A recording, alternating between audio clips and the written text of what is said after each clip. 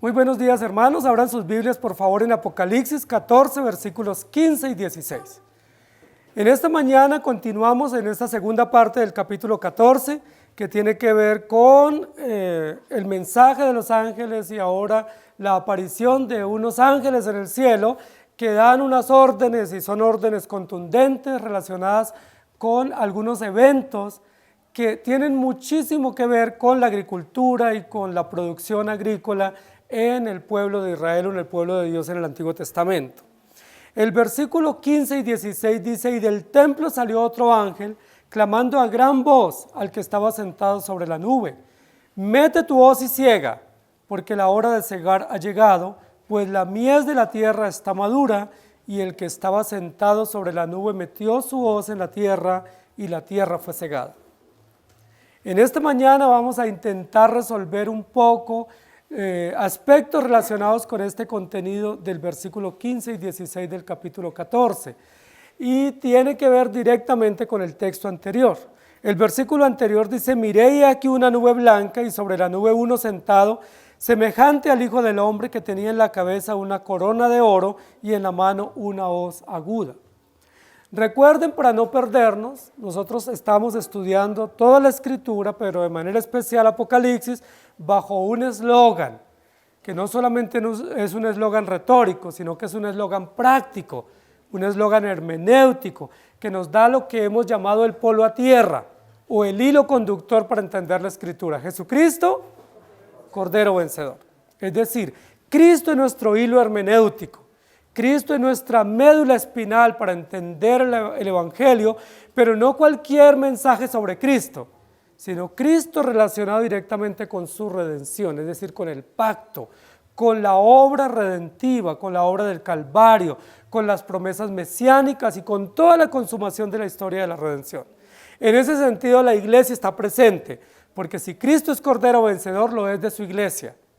Es decir, la iglesia está ahí presente como beneficiaria de esa obra de redención. El versículo anterior vimos a Jesucristo, el Hijo del Hombre, en una nube. Dijimos que hay mucha novedad en el versículo 14 de la semana pasada, muchos elementos nuevos en el capítulo, en el libro de Apocalipsis, y uno de los elementos nuevos es que Jesucristo se presenta como Hijo del Hombre. ¿Quién es el Hijo del Hombre? Pues Jesús, el Hijo de Dios, el encarnado. Está en una nube. ¿Por qué en una nube? En una nube le vimos subir, pero se profetizó que en una misma nube le veríamos regresar. Entonces esta mención del versículo anterior es una mención a la venida del Señor para juzgar, o a la venida del Señor para recoger la cosecha. Y ahora se nos dice: y del templo salió otro ángel. Es importante lo que nos va a decir aquí este versículo, porque nos va a relacionar, versículo anterior, el Hijo del Hombre sentado sobre una nube con una corona y una hoz en la mano, es decir, presto para recoger la cosecha, ¿sí? Y este versículo nos va a decir que del templo, ya no de la nube, sino del templo, sale otro ángel. Estamos ante dos ángeles, uno representado por el Hijo del Hombre en la nube, y otro representado por alguien que está en el templo. ¿Quién es el que puede estar en el templo que da una orden de que la cosecha se recoja? ¿Recuerdan quiénes eran los que oficiaban en el templo? Los sacerdotes. Los levitas eran servidores, eran como los diáconos del templo, pero los sacerdotes oficiaban. Entonces, si hay otro ángel que sale del templo y se escucha la voz de lo que él ordena, que es: mete tu hoz y ciega, porque la hora de cegar ha llegado, ¿quién puede ser ese otro ángel? Primero es otro ángel, y segundo está en el templo, y tercero da una orden que todos estábamos esperando. Llevamos 6,000 años esperando esa orden, y esa orden única puede salir únicamente del templo de un oficial, es decir, de un sumo sacerdote. En tal sentido, ¿quién es el que emite esa voz o ese clamor? Pues nuestro sumo sacerdote, que es representado aquí como un oficial que está en el templo o que oficia en el templo. Ahora, es importante esto, porque si está oficiando en el templo, y esa voz se escucha desde el templo o se da a conocer en el templo, ¿quiénes son los que pueden percibir o entender esa voz? Los creyentes. Porque ¿para quiénes oficiaba el sacerdote? Para los creyentes, para los redimidos, para los congregados en el templo.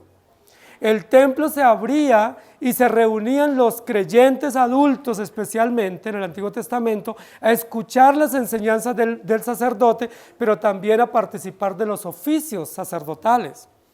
Y solo los que estaban dentro del auditorio podían escuchar la voz. Recuerden que en el capítulo 11 nosotros dijimos que se le había dado una vara de medir para medir a los que estaban en el templo, y los que estaban afuera estaban en el patio y no fueron medidos. Es decir, en algún sentido tácito es, pues los que están afuera no importa. No importa en el sentido de que para ellos no es esta promesa. Ellos no reciben la bienaventuranza de la vida eterna y por lo tanto no son receptores primarios de la voz de este ángel. Entonces notemos lo siguiente, del templo salió otro ángel. Los que les gusta la angelología y todo el misticismo, tendrían aquí todo un abanico de ángeles, ¿cierto? Entonces ya tienen como 7 ángeles y luego hablan de los 7 ángeles del primero capítulo 2 y 3 y luego otros ángeles por venir. Mejor dicho, estamos llenos de ángeles.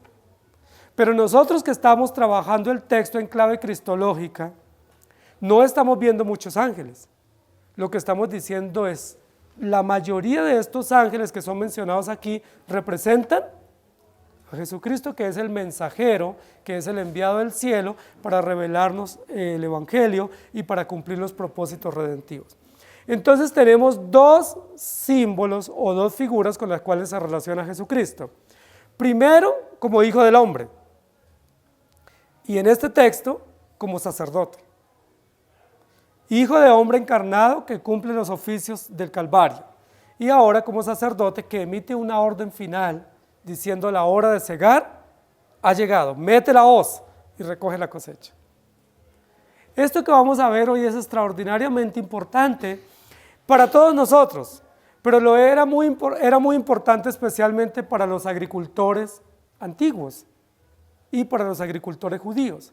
Recuerden que el pueblo de Israel, o de donde se conforma el pueblo de Israel, antes de ser pueblo de Israel y ser un pueblo seminómada, representado por tribus y por patriarcas, ellos no se dedicaban tanto a la agricultura, se dedicaban más al cultivo de ganado. Recuerden que todo ese periodo, desde Adán en adelante, no fueron tan cultivadores de la tierra, sino más bien beduinos.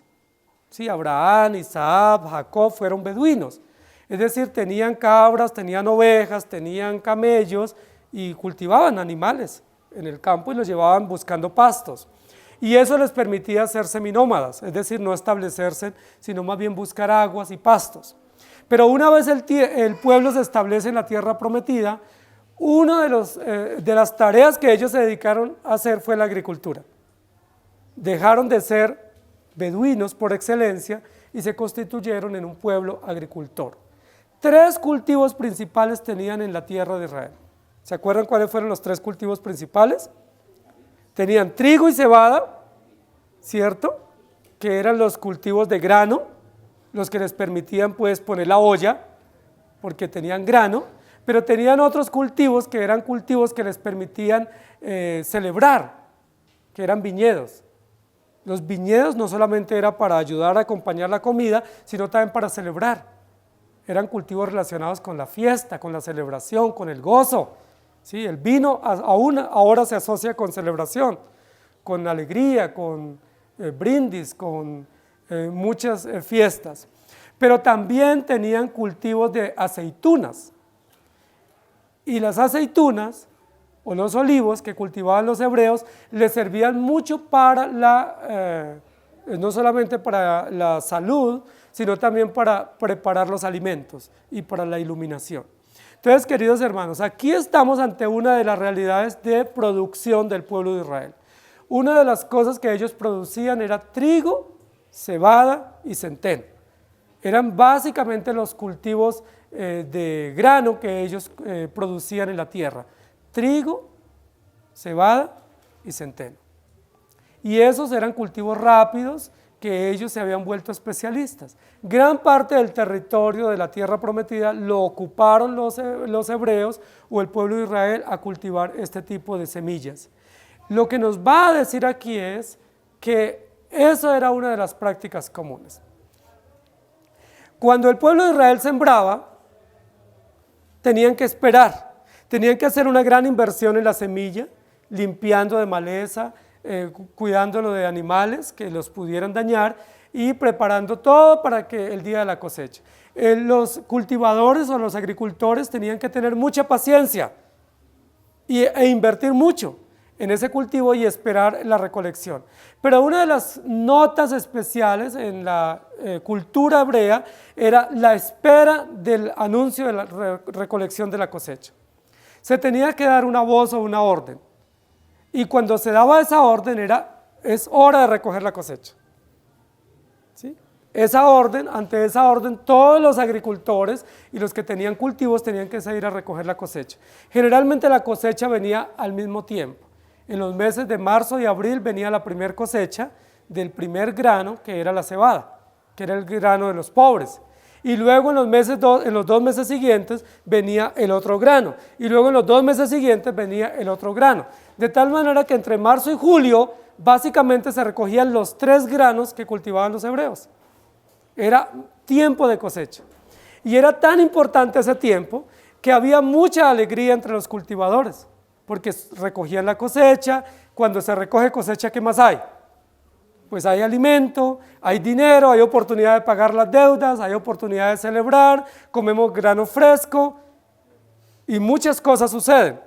Y era tan importante esta época que Dios estipuló que hubiera una fiesta, y esa fiesta se llama la fiesta de la cosecha o la fiesta de las cosechas, que era el cierre de las cosechas. Se celebraba con una gran fiesta que luego se llamó la fiesta de Pentecostés.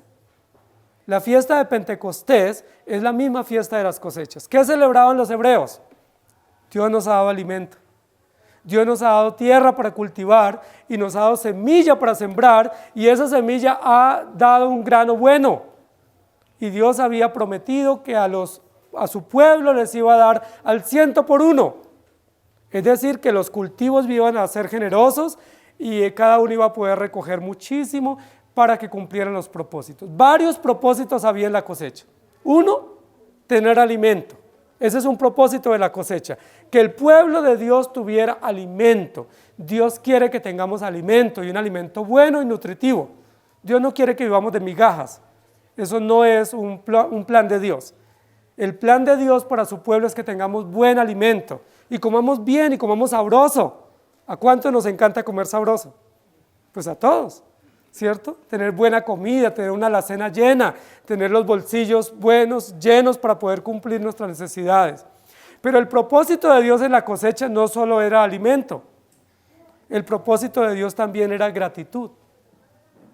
Que el pueblo, al tener buena cosecha, estuviera agradecido con Dios, y esa gratitud a Dios la tradujera en ofrendas, en primicias y en diezmos. Dios lo estableció así. Por eso la mayoría de los tributos en el Antiguo Testamento tenían que ver con granos, con animales, con libaciones, porque era una forma de expresar gratitud a Dios por la cosecha. Pero también el propósito de Dios en la cosecha era que hubiera previsión. Es decir, que no solamente recibiéramos, ofrendáramos y gastáramos, sino que ahorráramos. Ese era un plan. ¿Por qué? Porque venían 6 meses sin cosecha. ¿De qué iban a vivir las familias si no había ahorro? Pero recuerden que luego, cuando venía el año del jubileo, tenía que haber un año sin cultivar. ¿De qué iban a vivir si no habían guardado grano para poder mantenerse durante ese tiempo?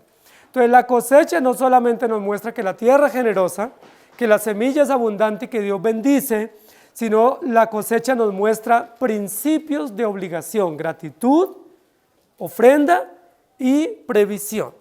Y del templo salió otro ángel clamando a gran voz al que estaba sentado sobre la nube: mete la hoz y siega.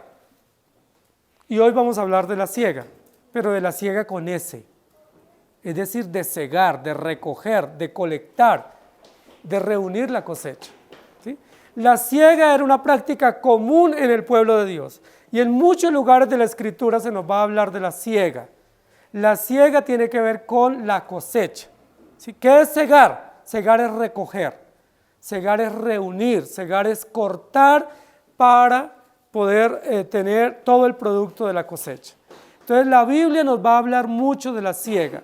En estos versículos que vienen del capítulo 14, se nos va a hablar de dos prácticas comunes entre los hebreos.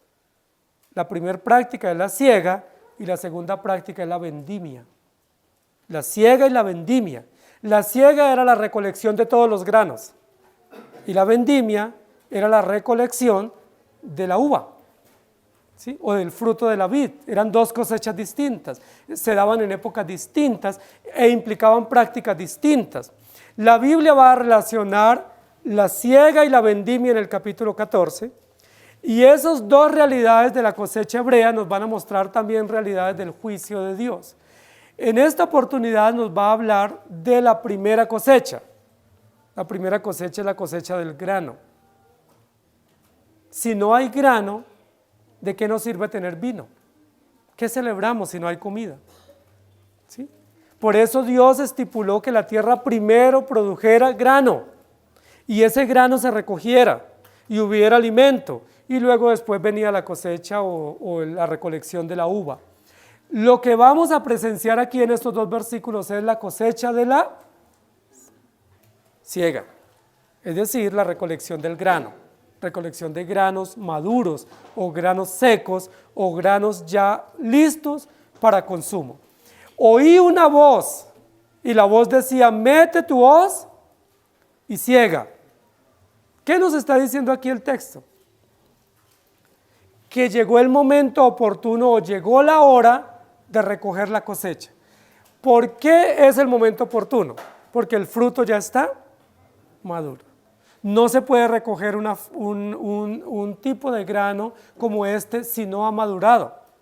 ¿Sí? Lo que es trigo, cebada, centeno, arroz u otros granos, si no están secos no se pueden recoger, no sirven. No se pueden consumir. Lo que nos está diciendo aquí es, llegó la hora porque el fruto está maduro. Cuando el fruto está maduro se tiene que recoger. Si no se recoge pasan varias cosas. Primero se puede echar a perder, porque se cae, se doblan las espigas y se cae. Inmediatamente el fruto está maduro, las espigas se doblan y ya no sirve. ¿Qué más puede pasar? Si se daña, se pudre, o si el fruto se seca y no se recoge, se pudre y ya no sirve. Pero puede pasar algo también extraordinario, que si el fruto está maduro y no se recoge, las aves del campo o las fieras del campo lo consumen. Y esa semilla o ese fruto no era para las fieras del campo, para las aves, era para el consumo de las familias. Por eso es importante ese momento. Y es importante, los que revisaban los campos tenían que dar la orden, preparémonos porque estamos a punto de recoger la cosecha. ¿Sí? Y los que son campesinos y han trabajado en el campo o han cultivado, saben que viene un momento oportuno para la cosecha. Y ese momento no se puede pasar. En ese momento no hay vacaciones, no hay viaje, en ese momento de la recolección de la cosecha no podemos quedarnos dormidos. ¿Por qué? Porque es el momento, es un momento, es un cuarto de hora, quizás una semana o 2 o 3, y si no se recogió la cosecha, a pasar necesidades, no vamos a tener alimento. Y eso tiene mucho de aplicación en nuestra vida diaria. ¿Por qué? Porque cuando viene la cosecha, generalmente no venía en invierno. En el invierno no es tan fácil trabajar. Era en otro momento que llegaba la cosecha y había que estar preparados. Pero lo que dice el texto aquí es, hay uno que está sentado en una nube. Representa a Jesucristo, el Hijo del Hombre. Ese Hijo del Hombre que está sentado en una nube está con la hoz en la mano, pero está sentado, está cómodo. ¿Qué es lo que él está esperando? Una orden. Él está esperando una orden. Él está listo, la corona en su cabeza, la hoz en la mano, pero él no puede salir a recoger hasta que no se dé la orden. Pero en este texto nos dice, y del templo salió una orden, un ángel clamando a gran voz al que estaba sentado sobre la nube, diciendo, mete tu hoz y ciega. Es decir, mete tu hoz y corta, o recoge, o reúne, porque el tiempo ha llegado. Y la mies de la tierra está madura. Yo quiero que hablemos en primer lugar en este texto de la orden que recibe este ángel. La orden es, mete la hoz y ciega, porque la mies de la tierra está madura.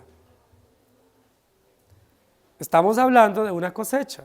La mies es el fruto. La mies es la cosecha. Es el producto del trabajo. Se ha trabajado arduamente. Los agricultores, los cultivadores, los obreros han trabajado intensamente en la cosecha. Han hecho todo el esfuerzo para que esa cosecha dé un buen resultado. Y están esperando con paciencia que se dé la orden de recoger. Y en este momento, en el texto, se da la orden. Recojan la cosecha porque la mies está madura. Nosotros sabemos que Jesús dijo en una oportunidad que rogáramos al dueño del cultivo o al dueño de la viña o de la labranza que enviara obreros a recoger la cosecha porque la mies es mucha y los obreros pocos. ¿Recuerdan? Cuando ese texto se dice, habla de la mies, es decir, el fruto es mucho. Y esto es importante para nosotros, porque normalmente pensamos que los salvos son muy poquitos y los condenados son muchos, pero la Biblia dice que la mies es mucha. Es decir, Dios tiene muchos salvos en todos los lugares de la tierra y Él necesita recogerlos. Y para recogerlos necesita obreros. Y aquí la orden es, mete la hoz y ciega porque la mies de la tierra está madura. ¿Qué significa que la mies está madura? Es decir, que el fruto está maduro. ¿Qué significa? Que ya está listo para recoger, que ya está listo para usar y que ya se le ha dado todo el tiempo de espera. Y yo quiero que notemos lo siguiente. En todos los versículos anteriores y los capítulos anteriores, desde el capítulo 11, estamos viendo notas de juicio. Dios nos está advirtiendo su proceso judicial. Dios va a recoger la cosecha y va a juzgar. Pero aquí en este texto hay una nota de esperanza. Antes de que venga el juicio, el Señor vendrá. Y previo al juicio final, ¿qué va a hacer? Va a reunir o va a recoger a los creyentes y los va a poner en un lugar. No en un lagar, sino en un lugar. Los va a poner en un lugar. Eso es muy esperanzador para nosotros. Eso es una nota alta de esperanza para nosotros en este capítulo. Porque siendo que está hablando de juicio y de lago de fuego y azufre y de condena y de justicia sobre los incrédulos, aquí se nos dice que el Hijo del Hombre, es decir, el mismo que murió y resucitó y ascendió al cielo, vendrá con una hoz. Pero no viene con una hoz para juzgar, viene con una hoz para recoger el fruto. La hoz no es un instrumento de juicio. La hoz es un instrumento de recolección, es una herramienta de trabajo, no es una herramienta de venganza. Si la Biblia nos dijera que es una espada, la espada no es herramienta de trabajo, la espada es un elemento de venganza, de guerra. Si nos dijera que viene con una daga, con un cuchillo, con un hacha, pensaríamos que es venganza. Pero aquí nos dice que viene con una hoz, y la hoz es un instrumento de trabajo. Es un instrumento o un elemento del agricultor para recoger la semilla o el grano. Aquí lo que nos está diciendo es, antes que se dé el juicio, entre el anuncio de la justicia de Dios y la ejecución del juicio, Dios va a enviar a su Hijo a recoger la semilla. Y eso es muy importante para nosotros. ¿Se acuerdan que había un clamor anterior en varios capítulos del libro de Apocalipsis? Señor, ¿por qué no nos defiendes? ¿Hasta cuándo tenemos que esperar? Aquí nos dice, ya el Señor está sentado y está listo para salir, y en este versículo se da la orden, salga y recoja porque la mies de la tierra está madura. Esto es importante, este término maduro en la Biblia tiene que ver con seco. Es decir, el grano está seco, el grano está maduro. El grano está a punto o está listo para que se recoja, de tal manera que se pueda consumir. Esto es importante, ¿por qué? Porque muchas veces nosotros nos quejamos de muchas circunstancias que pasamos, pero hermanos queridos, es necesario que todas esas circunstancias Dios las permita para que nosotros lleguemos a un punto de madurez. Con frecuencia nos quejamos, ¿hasta cuándo? O decimos como Jeremías, no hablaré más, ¿sí? O decimos como muchos creyentes, no puedo más, pero el Señor permite que sigamos viviendo y sigue permitiendo circunstancias difíciles. Y esas circunstancias que el pueblo de Dios pasa son necesarias. ¿Para qué sirven esas circunstancias? ¿Qué efecto tienen en el grano o en el cultivo? Madurar el grano. ¿Sí?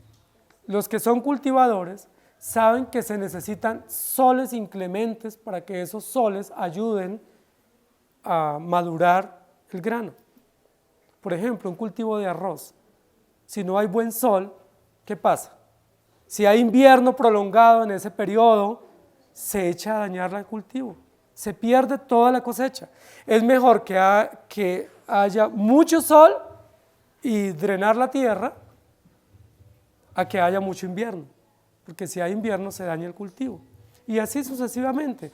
Todos los cultivos de grano necesitan sol, necesitan viento, necesitan invierno, necesitan muchas condiciones climáticas que son difíciles para afrontar.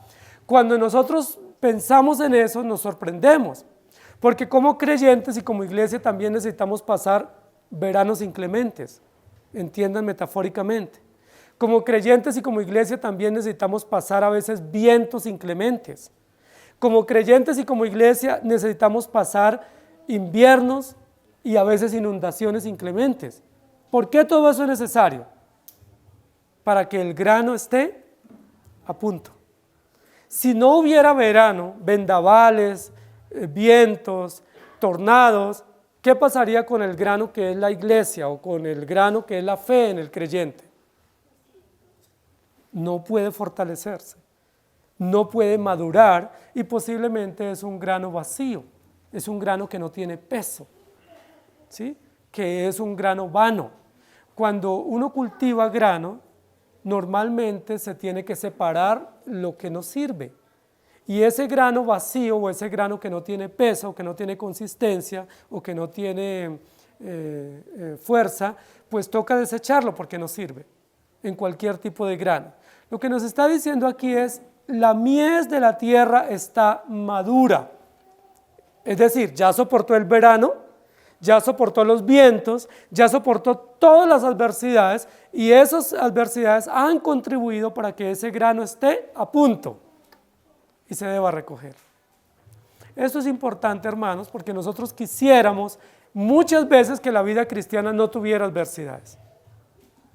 Quisiéramos pasar por la vida celebrando, sin las adversidades, sin dolor, sin angustia, sin aflicción. Y en esta época en la que Juan está escribiendo, el pueblo de Dios pasó uno de los peores momentos de aflicción, la persecución por el Imperio Romano. La mayoría de creyentes habían sido perseguidos. Y los versículos siguientes hablan de una gran persecución y de sangre y de un nivel casi de 1,20 m de altura de sangre, como un símbolo hablando de la gran persecución. ¿Por qué? Porque es necesario para que el grano esté maduro. Y yo quisiera que nos preguntáramos, ¿cuánto más necesitamos adversidades para poder coger peso? Para que nuestra fe sea sólida. La Biblia dice que no debemos ser llevados de cualquier viento de doctrina. Y para eso necesitamos muchas circunstancias que Dios ha provisto, pero Él está cuidando el cultivo, cuidando la producción para que al momento oportuno pueda recoger la siega. Ahora, yo les pregunto, hermanos queridos, ¿de quién es este cultivo que la Biblia nos está hablando aquí? No es de un gran agricultor, ¿sí? O de un hacendado, no es de alguien que usa eso para enriquecerse. Estamos hablando de una labranza, que es una labranza de Dios. y esa labranza de Dios, Él es el dueño. Él ha sembrado la semilla. Siendo que Él ha sembrado la semilla es buena, es electa, es el Evangelio, y la ha sembrado el Espíritu Santo en nuestros corazones. Él se encarga de cuidarla, de regarla, de protegerla, pero Él también permite inclemencias necesarias para que esa semilla crezca y se fortalezca, y Él mismo es el que va a recoger la cosecha. Aquí lo que nos está diciendo es, ya Él está en la nube sentado, listo, y en el templo el sacerdote que representa a Jesucristo, nuestro sumo sacerdote, da la orden diciendo, la mies de la tierra está madura, hay que recogerla. Y esto es una voz muy extraordinaria para nosotros. Es la hora oportuna de recoger la cosecha. ¿Quién viene en busca de la cosecha? El Señor mismo. No manda obreros. Posiblemente si mandara obreros, a esos obreros no les importa el cultivo. ¿Sí? Porque ustedes saben, los que son empresarios, que uno como dueño es el que le interesa realmente la empresa. Los empleados no les interesa. Y muchos empleados, pues si se pierde o se daña, pues a ellos no les interesa. Ellos sencillamente dicen, eso se dañó y punto. ¿Sí? Pero ¿a quién es el que realmente le interesa el cultivo? ¿A quién le interesa el resultado, la producción, la cosecha? Pues al dueño. Él es el que vela por ese cultivo. Y ha velado todo este tiempo desde que la semilla fue sembrada en el corazón. Por eso la Biblia dice que aquel que comenzó la buena obra, la perfeccionará hasta el día de Jesucristo. Lo que tenemos que comprender, querida iglesia, es que el único que está realmente interesado en la iglesia es el Señor Jesucristo. No somos nosotros. Si por nosotros fuera, la iglesia ya se hubiera acabado. Es más, no existiera.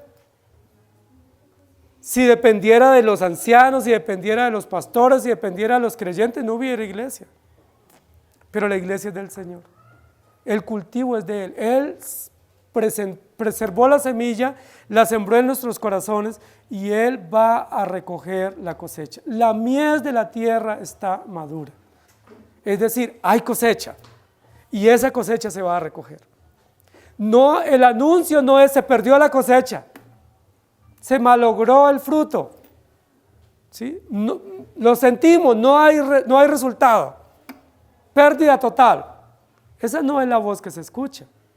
Eso sucedería en nuestras empresas. Muchas veces nuestras empresas tienen pérdida total. ¿Sí? Muchas veces nuestros proyectos fracasan al punto de que no hay nada para recoger. A veces quedamos endeudados. Pero no sucede así con la empresa del Señor, que es la iglesia. El cultivo que es el Evangelio va a dar resultados sí o sí. Haya adversidad, haya persecución, haya tormento, la mies está madurando y el Cordero la va a recoger. La mies de la tierra está madura, hay que recogerla. Lo que estamos diciendo aquí es, esta orden se dio en el cielo, y al darse la orden en el cielo, el Hijo del Hombre descenderá del cielo y vendrá a recoger la cosecha. Lo primero que Él va a hacer cuando regrese aquí a la tierra es recoger la cosecha. ¿No es eso extraordinario? Nosotros diríamos, Él como Rey absoluto y Juez supremo y sacerdote perfecto, ¿viene a ocuparse de labores agrícolas? Como venir a recoger el cultivo que ha sembrado en nuestro corazón para presentarlo ante el Padre como una producción grata ante sus ojos. Y la respuesta es sí, Él se va a ocupar de eso. Él va a recoger la cosecha y aquí se está anunciando esto muy importante. Primera de Corintios 3:6 dice, yo planté, Apolo regó, pero el crecimiento lo da Dios.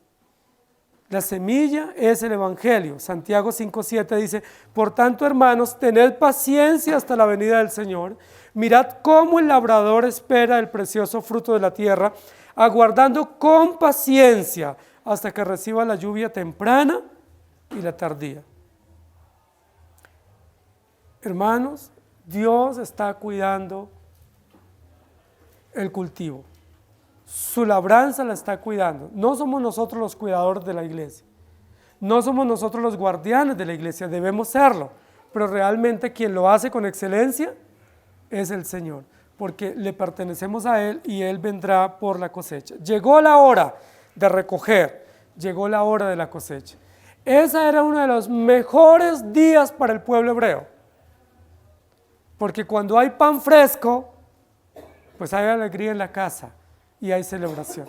Eso es como cuando a uno le pagan la mensualidad, pues ese día hay mercado, y cuando hay mercado, pues uno pone la olla, ¿cierto? Y hay alegría porque hay abundancia, a diferencia cuando todo se acaba y tenemos que esperar qué vamos a comer. Aquí era una de las fiestas más esperadas por los hebreos. En el tiempo de esa fiesta fue que Ruth se casó con Booz. En esa fiesta, la fiesta de la cosecha. Y en esa fiesta de la cosecha se celebraban varias, en ese cultivo mejor, en esa recolección de la cosecha, se celebraban varias fiestas en el pueblo hebreo. Una de las fiestas celebradas era la Pascua, los panes sin levadura. ¿Por qué se podía celebrar 7 días sin panes sin levadura? Porque había cosecha, había trigo. Era en el cultivo del trigo. Pero también se celebraba la fiesta de Pentecostés o la fiesta de las cosechas y también la celebración de las primicias. Todo eso era en ese periodo de los 6 meses. Se celebraban todas esas fiestas porque era en honor a la producción, había abundancia. Queridos hermanos, Dios también nos provee abundancia y en esa abundancia debemos estar agradecidos y cumplir el propósito por el cual Dios nos da la cosecha. ¿Qué otra cosa se hacía en la siega? No solamente se recogía, se reunía. Había una segunda tarea que se hacía en la siega, con la hoz. Se cortaba y se separaba. Esa era una función muy importante de los agricultores. Los agricultores ya conocían el grano y Dios les había dicho anteriormente, no intenten arrancar la cizaña, dejen crecer juntamente lo uno con lo otro. Y luego cuando sea el día de la recolección del grano, los segadores cortarán y separarán. La separación era otra tarea importante. Y aquí esto es importante en este texto. La hora de la siega ha llegado, es decir, ha llegado la hora de separar. Hermanos queridos, por centenares de años, la iglesia ha tenido que estar en medio de pecadores. Por centenares de años la iglesia ha tenido que vivir en medio de realidades de dolor y de injusticia. La iglesia, que es garante de la verdad, ha tenido que vivir en medio de injusticia y de maldad. ¿Quiénes son los que le han causado daño a los creyentes? A los pastores, a los apóstoles, a los profetas en el Antiguo Testamento. ¿Quiénes los han perseguido y los han matado? Los enemigos del Evangelio, los incrédulos. Y la iglesia no ha sido separada para vivir diferente. En algunas épocas ha habido creyentes que han pensado que lo mejor es separarse. Así surgieron los esenios. Los esenios en la época de Jesús pensaron que lo mejor era irse a unas cavernas y vivir allá separados del mundo, que eso era lo adecuado. Y en varias épocas, ¿cierto? El monasticismo, luego algunos vertientes del puritanismo y otras vertientes separatistas han pensado que lo mejor para la iglesia es separarse. Hay tanta maldad en el mundo, mejor separémonos. ¿Se acuerdan que aún Pedro y Juan dijeron eso? ¿Por qué no nos hacemos 3 enramadas y nos quedamos aquí, que acá pasamos sabroso? ¿Y qué dijo Jesús? No ruego que los saques del mundo, sino que los guardes del mal. El plan de Dios no es que vivamos separados del mundo. Ese no es el plan de Dios. El plan del Señor no es que vivamos los buenos en un grupito, en una burbuja, y los malos allá en otro lugar. El plan de Dios es que la luz resplandezca en medio de las tinieblas. La Biblia dice, no se pone una luz donde hay luz. Se pone luz donde hay tinieblas, donde hay oscuridad, donde alumbre. Y hermanos, eso sí es difícil. Y posiblemente ustedes saben mucho más que yo lo difícil que es vivir su fe en medio de las tinieblas. Hacer negocios con impíos, tener compañeros impíos, tener jefes impíos, tener obreros impíos, tener vecinos, tener inquilinos impíos, incrédulos que no comparten la fe, tener personas que son tramposas, envidiosas, celosas, que son llenas de maldad y de perversión. sí es difícil vivir la fe en medio de eso. Es muy difícil para nuestros hijos vivir la fe en medio de colegios donde todos son impíos. Y para nuestros hijos jóvenes o adolescentes vivir la fe en medio de realidades tan contrarias a la fe que predicamos. Es difícil, para ustedes también. Pero es necesario. Jesús dijo, es necesario que la luz resplandezca en las tinieblas. No se vayan a separar de las tinieblas. Ustedes son puestos para hacer luz. No piensen que es mejor hacer 3 enramadas acá y quedarnos. Es mejor ir a las tinieblas a hacer luz. Esa es la ordenanza. ¿Cuál es la esperanza? Llegó la hora de cegar. Y cuando llegue la hora de cegar, Dios va a separar. Hasta ahí vamos a vivir juntos en medio de los impíos. Hasta el momento de la siega tendremos que compartir en medio de una sociedad hostil y pecaminosa y perversa. Tenemos que enfrentarnos a toda la persecución y el engaño y la trampa de los impíos. Hasta el momento de la siega. En el momento en que se pase la hoz y se reúne el grano, Dios va a separar. Y ahí ya solo vamos a estar los creyentes en un lugar y los incrédulos en otro lugar. Ese es un momento glorioso. Ese es un momento que todos estamos esperando. Es un momento donde todos quisiéramos estar, donde pudiéramos confiar unos a otros, donde pudiéramos estar libremente unos con otros, donde pudiéramos gozarnos todos y no estar tan confrontados como hasta ahora.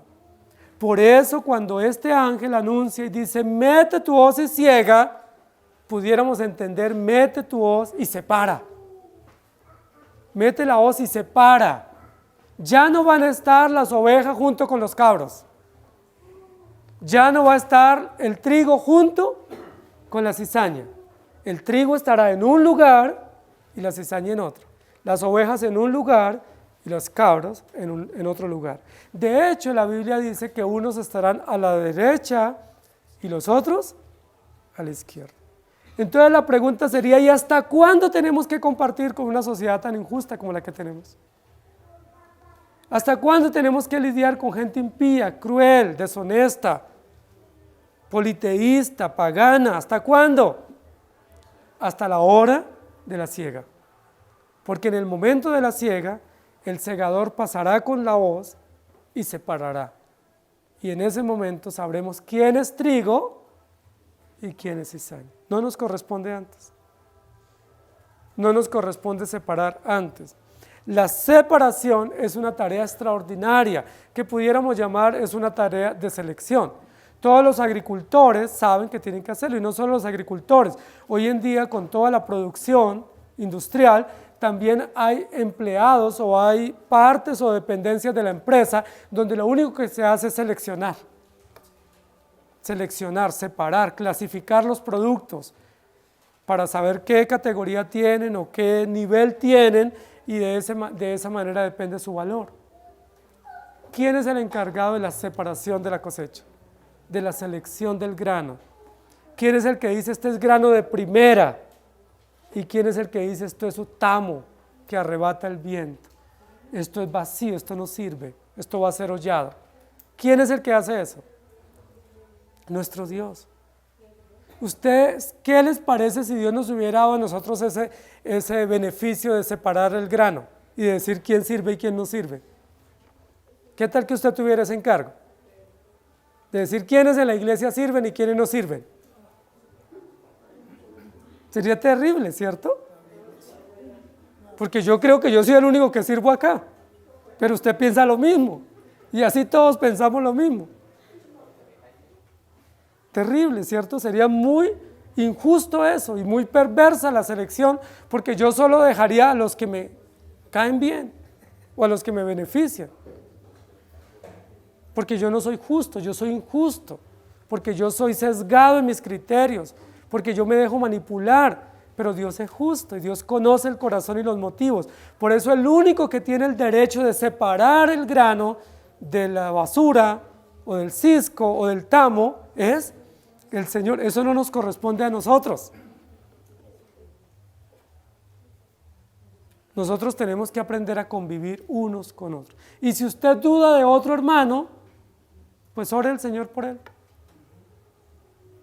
Si usted duda y dice, a mí me parece que este sí no, pues no tiene otra tarea sino orar por él. Usted no puede decirle váyase porque usted es basura en la iglesia, usted es cizaña. Usted lo que tiene que decir, pues voy a orar por él porque yo dudo mucho de que él sea cristiano. Pero si duda, pídale al Señor que nos dé frutos en ese hermano para poder tener confianza de que él es un hijo de Dios. Y aun si no fuera hijo de Dios, pues mientras él viva hay esperanza de que pueda tener fe y que Dios obre en su corazón. Pero ¿qué es lo que tenemos que hacer mientras convivimos en esta tierra? Estar unos con otros en medio de y a pesar de, poniendo la mirada en el Señor y aguardando el momento de la selección. ¿Hasta cuándo, Señor?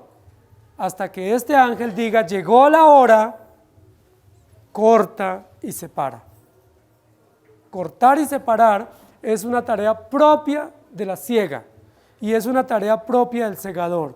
Cortar y separar. No es tarea suya cortar. No es tarea suya ni mía separar. Es tarea del Señor. Hermanos, y entonces, ¿cuál es nuestra tarea? Porque el Señor siembra la semilla, Él da el crecimiento, Él la riega, luego Él la recoge, luego la separa. ¿Cuál es nuestra tarea entonces? Pues confiar en el Señor, esperar en Él y ver el precioso fruto, el precioso resultado que el Señor está preparando para el día final. Y lo tercero que hace el segador, además de recoger y separar, es dictaminar. Dictaminar qué es lo que va a hacer con cada parte de lo que ha recogido y con esos manojos o con esas gavillas. ¿Recuerden que la Biblia habla de las gavillas? No es que Él nos hace gavilla. Las gavillas eran los manojos, los atados, ¿sí? Y los montones que se hacían de la cosecha. A medida que los trabajadores iban avanzando en el cultivo, cogían atados, ¿sí? O manojos y los iban asegurando y los iban dejando en montones y iban avanzando. Y luego después venían los que recogían esas gavillas o esos montones para llevarlos al granero y trillarlos. Esa es una tarea interesante, muy manual, muy doméstica, no industrializada. Hoy en día ya casi no sabemos de eso, ¿cierto? Porque las cosechas se recogen con mucha técnica. Entonces ya no sabemos de esas labores manuales. Pero los que conocen del campo y han tenido que vivir en épocas un poco anteriores, saben que la industrialización ha llegado al campo recientemente. Entonces hasta en épocas de mi niñez, muchos de los cultivos se recogían de forma manual y se reunían y se llevaban en carretas y luego se llevaban a un granero y se trillaban. Eso es lo que nos está diciendo el Señor. Entonces, ¿quién da la orden de recoger la cosecha? Dios. ¿Quién la recoge? Él mismo. ¿Quién la separa? Él mismo. ¿Quién la lleva al granero para ser trillada? Él mismo, para que sea útil. Luego dice acá, y el que estaba sentado sobre la nube metió la hoz en la tierra y la tierra fue segada. Es decir, la cosecha se reunió, el fruto se sacó y fue trillado para saber o asegurar qué era lo que correspondía. Hermanos queridos, este ejemplo que la Biblia nos está diciendo acá de la siega es un ejemplo muy sencillo para poderlo entender. Lo que nos está diciendo, usted y yo somos como un fruto, o como una planta, o como un cultivo. Ese cultivo Dios lo está cuidando. El corazón es un cultivo. Por eso dice la Biblia, sobre toda cosa guardada, guarda tu corazón.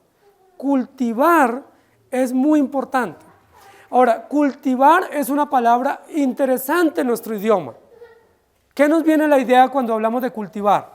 De cosecha, de agricultura, de un producto que estamos esperando un fruto. Pero ¿saben de dónde viene la palabra cultivo? La palabra cultivo viene de culto y viene de cultura. Es decir, ¿qué es lo que Dios está haciendo con su iglesia, con su pueblo? Cultivándolo para que ese pueblo le rinda culto o le cultúe a Él. o para que ese pueblo tenga una cultura de adoración a Él. Es decir, que nosotros seamos un pueblo que rinde culto porque somos un cultivo. Esto es bonito. La Biblia nos compara con un cultivo. ¿A quién no le encanta ir a un cultivo y ver toda esa cosecha lista para recoger? Es fabuloso, ¿cierto? Es fabuloso ir a un terreno y ver que la cosecha está madurándose, ¿sí? Sea un cultivo de café, de arroz, de frutales, ¿sí? De cualquier tipo de grano. Caminar uno por un cultivo y ver uno esos racimos maduros, da gusto uno ver eso, porque uno dice, qué generosidad, qué abundancia. La Biblia dice, así somos nosotros para Dios. Para el mundo, ¿cómo somos? Improductivos. Nosotros para este mundo no servimos. La Biblia dice, ¿por qué? Dice, porque nosotros no corremos en el desvarío, en el desenfreno de este mundo. Entonces, para el mundo no contamos. Usted no cuenta para este mundo, yo tampoco. ¿Por qué? Porque nosotros no somos cultivo de este mundo y para este mundo. Nosotros somos un cultivo de Dios y para Dios. Entonces aquí en este mundo no contamos, pero ¿para quién contamos? ¿Quién está preparando ese cultivo y haciendo que ese cultivo esté madurando y esté rojito, esté agradable, esté bien llena esa espiga para que sea útil para Dios? Él. Y aquí lo que nos está diciendo, Él mismo la recoge, Él la separa y Él le va a dar el dictamen. ¿Cuál es el dictamen del trigo? ¿Para qué se usaba el trigo en la antigüedad entre el pueblo de Dios? Apenas llegaba la cosecha del trigo, ¿qué era lo que se celebraba? Una gran fiesta, 7 días duraba y se llamaba la fiesta de los panes sin levadura. 7 días comiendo pan en todas las casas de las familias hebreas. ¡Qué delicia! Todos celebrando, todos reuniéndose en familia, triturando ese grano, machacándolo, tostándolo y luego amasando y comiendo pan. ¿Por qué hacían una fiesta de los panes sin levadura justo cuando venía la cosecha del trigo? Porque era una forma de mostrarnos la utilidad, es decir, el alimento y el sustento y la utilidad de ese grano. Pero lo que no sirve, el cisco o el tamo, ¿para qué se usaba? Para la basura, para ser hollado, ¿sí? Para quemarlo. No tenía ninguna otra trascendencia, pero el trigo era usado para fiestas. Se llevaba al templo panes y se ponían en el templo. Se reunían las familias y comían juntas. Luego cuando venía la otra cosecha posterior, dice la Biblia que había otra fiesta que era la fiesta de las primicias y la fiesta de Pentecostés. Y en esa fiesta también había mucha comida. No hay fiesta en el pueblo de Dios sin comida. Nosotros hacemos honor a eso. Siempre que hay fiesta comemos mucho, porque estamos muy agradecidos. Pero ¿saben? Todo eso son símbolos y metáforas, porque lo que realmente la Biblia nos está diciendo acá es, usted y yo somos un fruto para Dios. Somos un fruto. Usted y yo somos de valor para Dios, no porque tengamos valor en nosotros, sino porque Él sembró una semilla en nuestro corazón y Él está haciendo que esa semilla germine y produzca. Para el mundo improductivos, para Dios productivos. Para el mundo inútiles, para Dios útiles. Para el mundo nosotros somos la escoria, somos la basura. Pero para Dios somos de gran valor. ¿No es eso maravilloso? Hermanos, nosotros no necesitamos que el mundo nos diga que nos ama. Nosotros no necesitamos que el mundo nos diga que nos quiere y que somos valiosos. Si nadie nos dijera eso, ya Dios nos lo dice en su palabra. ¿No es más importante que Dios nos diga que somos valiosos a que el mundo nos lo diga? ¿Quiénes son valiosos para el mundo? Los impíos. Los que hacen grandes negocios donde hay corrupción, donde hay maldad, donde hay engaño, los que encubren, esos son valiosos para este mundo. ¿Sí? Los que toman armas, desaparecen personas, los que llevan dobles contabilidades, los que llevan doble moral, todo eso son muy útiles para este mundo. Pero los que llevamos la verdad no representamos utilidad para este mundo, Sin embargo, cuando Dios va a recoger su cosecha, dice, la voy a recoger en la tierra entre los que son útiles para mí. Hermanos, esto nos debe llenar de mucha esperanza. Si usted piensa que nadie lo quiere, pues puede ser que nadie lo quiera.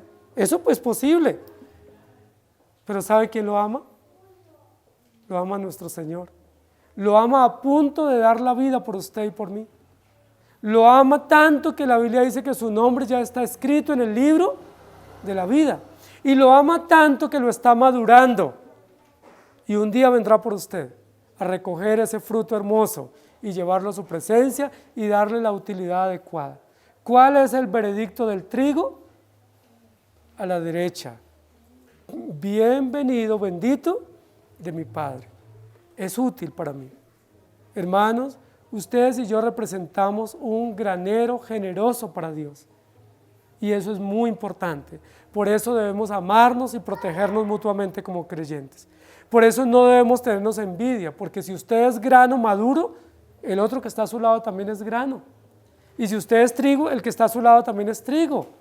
Todos somos trigo y vamos a ir al mismo granero y vamos a estar en el mismo lugar, ¿cierto? Rindiendo utilidad para el Señor.